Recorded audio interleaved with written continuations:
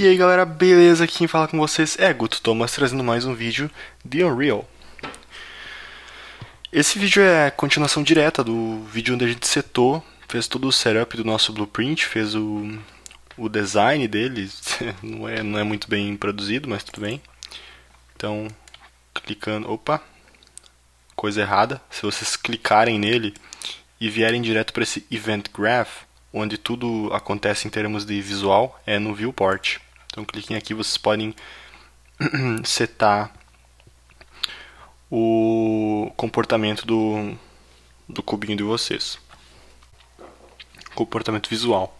E o que a gente vai fazer agora é realmente mover esse cubo e controlar ele. E a primeira coisa que a gente precisa fazer antes disso é vir aqui para o Event Graph, que é grafo de eventos. E o nome por si só já diz que a gente vai controlar eventos aqui e a partir dos eventos a gente vai realizar ações. Clicando no Event Graph, vocês podem perceber que a gente tem aqui três elementos. O Begin Play, o Actor Begin Overlap e o Event Tick. Para quem já programou um pouco na Unity, as duas funções que aparecem quando a gente cria um script são a Start e Update. A Start é quando o nosso elemento é colocado no jogo e o jogo está sendo simulado, então é uma função que é chamada para setar coisas. E o Event e o Update seria um evento que é chamado a todo frame para atualizar o nosso comportamento do script. O equivalente na Unreal, o Begin Play é o Start, é o equivalente ao Start, e o Event Tick é o equivalente ao Update. Até o parâmetro aqui do Event Tick é o Delta Seconds. Então, entendendo um pouco desses nós, cada nó que executa alguma coisa, que seta um valor na memória, que é uma chamada de função, eles vão ter esse nó em branquinho aqui que é o exec, que é um nó que vai executar outro. Então, se vocês clicarem nesse nó e arrastarem ele para fora, vocês vão poder colocar um novo nó que vai ser executado quando o evento Begin Play for ativado. Os parâmetros do evento ou da função são colocados aqui. Então, logo abaixo desse pino de execução estão os parâmetros. Cada tipo de parâmetro, cada tipo de dado tem uma cor diferente. Não cada tipo, mas os tipos básicos eles têm cores diferentes. Por exemplo, Other Actor, isso aqui é um ator, é um tipo chamado ator na Unreal. Lembra quando a gente criou o nosso blueprint? Tinha um tipo ator. Então, é a mesma coisa. É um ator que está sendo passado como um parâmetro. Eu posso usar esse ator para alguma coisa. Se eu quiser usar ele para qualquer coisa, eu pego uma referência para ele, eu pego um nó que vai usar um ator como parâmetro. Então, estão todos os nós aqui. Posso procurar o que eu quiser, posso digitar o que eu quiser. E aqui no Event Tick eu tenho o Delta Seconds, que é um float. Colocando o mouse em cima vocês conseguem enxergar o tipo de dado. Eu não quero nenhum desses. Eu vou querer um evento que é chamado quando eu pressionar uma tecla. E para configurar isso, vocês vêm aqui em Edit e Project Settings. Aqui nas opções do projeto, vocês vêm em Input, aqui em Engine. E a gente vai configurar um novo Axis Mapping. Clicam no mais aqui. E aqui a gente vai poder configurar um eixo. O que é um eixo? Um eixo, ele é exatamente quando a gente pensa em eixo, a gente pode pensar em eixo X e eixo Y. O que é um eixo X? Eixo X pode ser pensado como uma linha que pode assumir valores de um valor negativo até um valor positivo definido. Teoricamente é de menos infinito a mais infinito, mas um eixo ele permite que a gente defina quais são os valores positivo e negativo e em qual caso ele vai assumir cada valor. Então a gente vai querer definir um eixo para mover para frente. Na verdade, mover verticalmente. E para mover verticalmente a gente vai usar W e S. Quando a gente pressionar W, eu posso digitar W aqui e aqui em Keyboard aparece o W. Quando eu pressionar W, eu quero que esse eixo valha 1, tá certo? Isso valha. vale a 1. Quando eu pressionar S, que é o movimento contrário ao W, eu vou dar ao S um valor que vai fazer o movimento contrário. Então, a escala dele vai ser menos 1. Esse valor multiplica o movimento. Então, quando eu pressionar W, eu estou multiplicando o movimento por um valor positivo, estou movendo para frente. Quando eu apertar S, eu estou multiplicando o movimento por um valor negativo, eu movo na direção oposta, para trás. Então, inicialmente, vamos só fazer esse movimento vertical. Eu posso fechar aqui. E aqui, em vez de usar qualquer um desses, eu vou procurar pelo meu evento que eu acabei de criar. Só uma rápida explicação em como mover aqui no Event Graph. Botão direito, pressione o botão direito, vocês podem usar o Pan, que é a movimentação nesse espaço de 2 dimensões aqui. A bolinha do mouse dá o zoom, para dentro e para fora. E se vocês clicarem com o botão direito sem arrastar o mouse, vocês podem criar uma nova ação. E eu quero, em vez de usar esses eventos tick ou o evento begin play, eu quero usar o evento mover verticalmente, que eu acabei de criar. Então eu vou procurar por esse evento. Vocês podem procurar ele manualmente aqui, só que tem muita coisa, então é um pouco difícil de achar. Ou vocês podem digitar mover, que ele automaticamente vai pegar coisas que começam com mover ou que contenham essa palavra. E o eixo, o evento de eixo que eu quero usar é o mover verticalmente. Esse evento aqui ele vai ser chamado sempre que for detectada uma variação nesse eixo. Quer dizer, quando eu pressionar W e S, esse evento vai ser chamado porque houve uma variação naquele evento. Eu estou pressionando a tecla W, o eixo está valendo 1, então eu vou invocar esse evento para que as funções que dependam desse evento possam ser executadas. O que eu quero executar quando eu mover verticalmente? Eu quero mudar a posição do meu jogador. Para mudar a posição do meu jogador, eu vou executar uma função chamada setActorLocation. Essa aqui. Então, o que está acontecendo aqui é o seguinte. Quando o meu mover verticalmente está sendo chamado, eu vou executar. Então, eu arrasto o pino de execução, de saída da execução, até o pino de entrada da execução dessa minha função. Então, sempre que esse evento for invocado, eu vou chamar essa função que está atrelada a esse evento ligado pelo pino de execução. Só que aqui eu estou setando a posição para 0, 0, 0. Esse é um parâmetro da função, são valores que a função recebe para processar coisas. No caso, ela vai processar a posição do jogador. Então, ela precisa da nova posição do jogador. E a nova posição do jogador é a posição atual, mais uma contribuição para frente ou para trás, definida pelo valor do eixo. E para pegar a posição atual do jogador, a gente vai usar, botão direito aqui, a gente vai usar o getActorLocation. Vocês podem ver que essa função não precisa de execução, porque ela é uma função que busca valores. Uma função que busca alguma coisa, ou que que retorna um valor da memória, ela não precisa ser executada. Porque quando eu chamar uma função que depende desses valores que precisam ser buscados na memória, essa função vai tratar de pegar esses valores que estão sendo passados como parâmetro. Mas como eu falei para vocês, essa função retorna a posição do jogador nesse momento. Mas a gente precisa somar uma contribuição que aponta para frente e multiplicar essa contribuição que aponta para frente pelo eixo. Por quê? Porque quando eu estou pressionando S, esse eixo vale menos 1. Então, para frente multiplicado por menos 1 dá para trás. Se eu pegar o vetor que aponta para frente e multiplicar pelo eixo, que vai ser 1 quando eu apertar W, isso vai me dar o próprio vetor que aponta para frente. Então, eu quero pegar o vetor que aponta para frente, botão direito, getActorForwardVector, e eu vou multiplicar um vetor, que é o que está sendo retornado dessa função getActorForwardVector.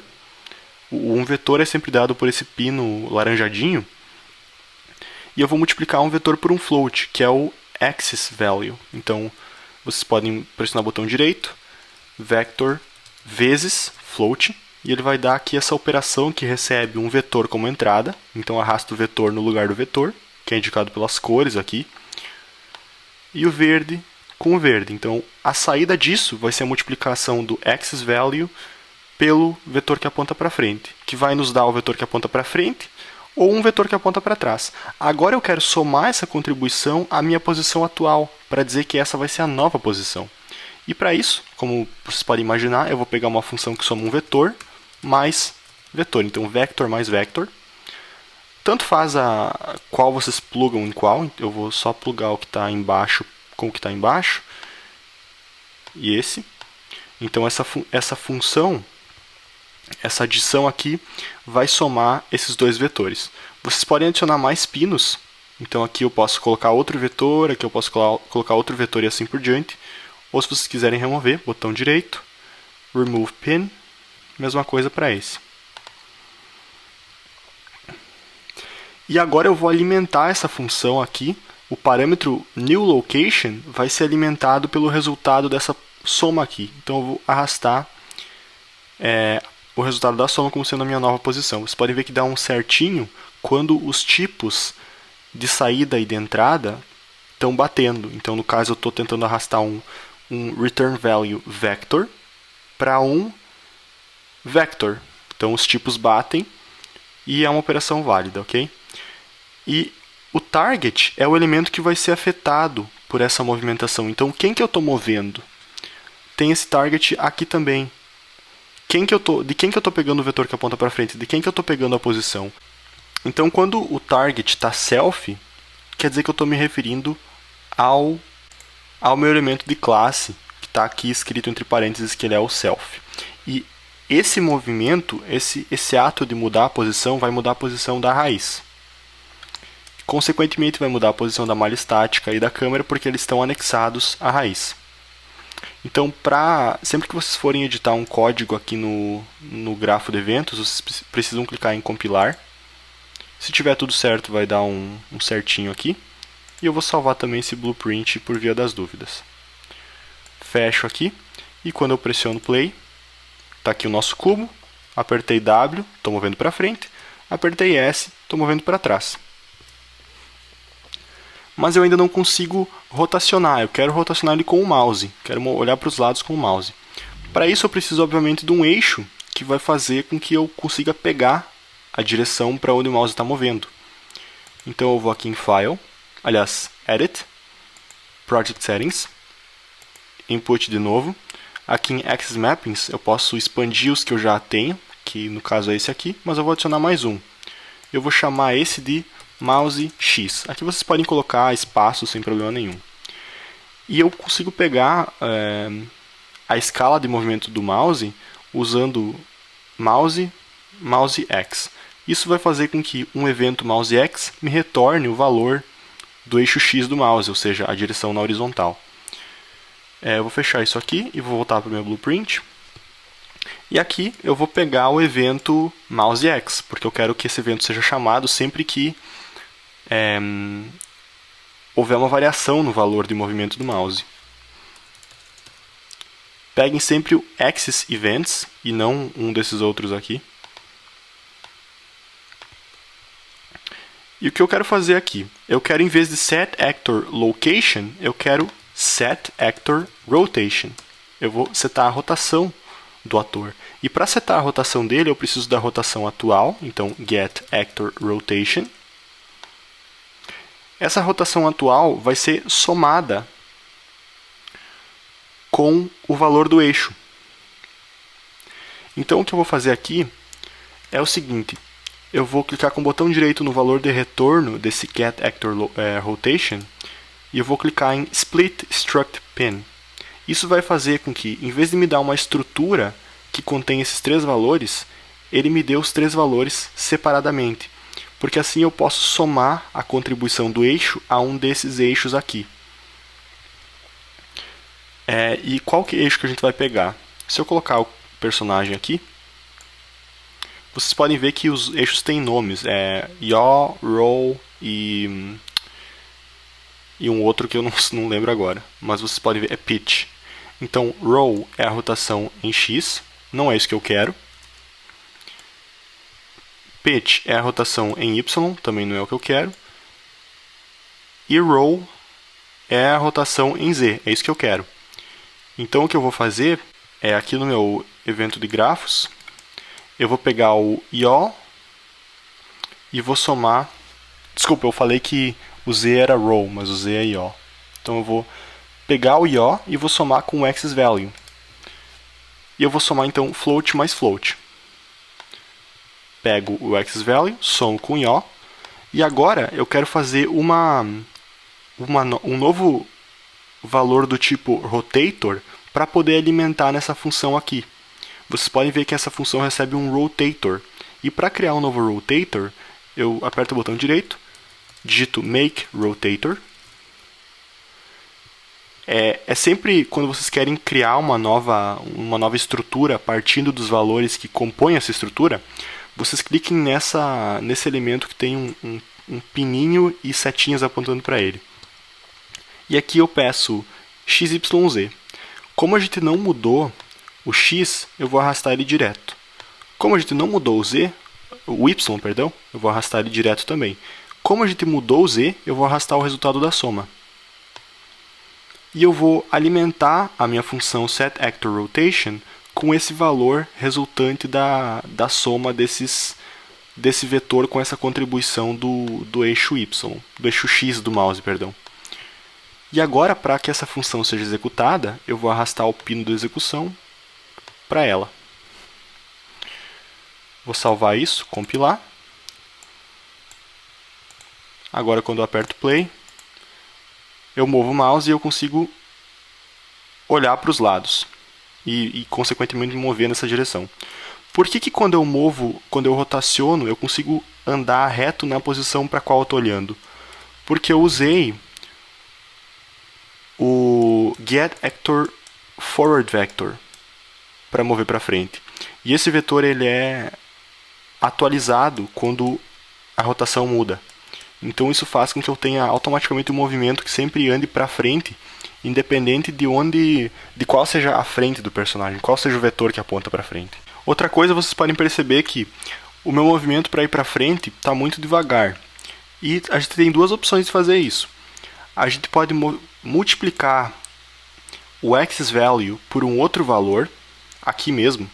E para fazer isso seria, eu arrasto o axis value e eu vou procurar por float vezes float. Então eu vou multiplicar isso por um valor que vai escalar o meu vetor, então pode ser 10, quer dizer que meu movimento vai ficar 10 vezes mais rápido do que está agora. E em vez de alimentar o axis nessa multiplicação vetor float, eu vou alimentar o float resultado da multiplicação. Tem que ser multiplicação porque quando não tem movimento na vertical, esse resultado do axis value é zero. Se fosse uma soma, eu sempre estaria movendo o meu personagem mesmo que eu não queresse, ok? Se eu salvar e compilar e apertar play, eu tenho um resultado, uma movimentação 10 vezes mais rápido. Eu posso também mudar o axis. Então eu venho em Edit, Project Settings, aqui em Input, eu posso mudar a escala do eixo vertical, mover verticalmente. Eu posso colocar, por exemplo, 10 e menos 10. Isso vai dar o mesmo resultado. Só que nesse caso eu vou mover 100 vezes mais rápido, porque eu estou multiplicando 10, que já é a escala do eixo, por 10. Então eu vou remover isso aqui e vou alimentar o valor do eixo direto na multiplicação, porque vai dar o mesmo resultado que a gente tinha agora há pouco, só que fica mais limpo, né? Se eu der play de novo, mesma coisa, temos o movimento 10 vezes mais rápido. Bom pessoal, acredito então que para esse vídeo seja isso, já são 2 vídeos em sequência só para criar essa movimentação com blueprints, porque eu quis explicar mesmo o que eram blueprints, eles são meio que equivalentes a prefabs na Unity, mas com uma janela totalmente customizada para edição só deles. E eu vou também fazer esse mesmo sistema usando o C++, que vai ser um vídeo com uma duração tão longa quanto esse ou até maior. Porque a gente precisa primeiro fazer um vídeo de configuração do Xcode, do Visual Studio para quem usa Windows, então eu quero deixar essa parte clara para ninguém ter problema, principalmente porque a maioria eu acho que usa Windows. Bom, mas para esse vídeo é isso. O que vocês puderam perceber é que Blueprints são muito fáceis de usar, a programação visual facilita muito, até porque tem toda uma equivalência de cores nos parâmetros de saída e entrada, que facilita bastante. Só que pode ficar um pouco confuso quando a complexidade do script aumenta muito, porque fica muitos nós e fica um emaranhado de coisas na tela e pode ser um pouco difícil de se achar. Uma coisa rapidinho que eu vou falar para vocês aqui é que vocês podem adicionar comentários. Então vocês podem, por exemplo, selecionar tudo isso aqui usando o botão esquerdo do mouse, clicando e arrastando, pressionar C e adicionar um comentário. Então, por exemplo, esse bloco faz o movimento vertical do jogador. E assim vocês podem deixar um pouco mais claro o que está acontecendo. Bom, pessoal, então para esse vídeo é isso. Um abração e até o próximo.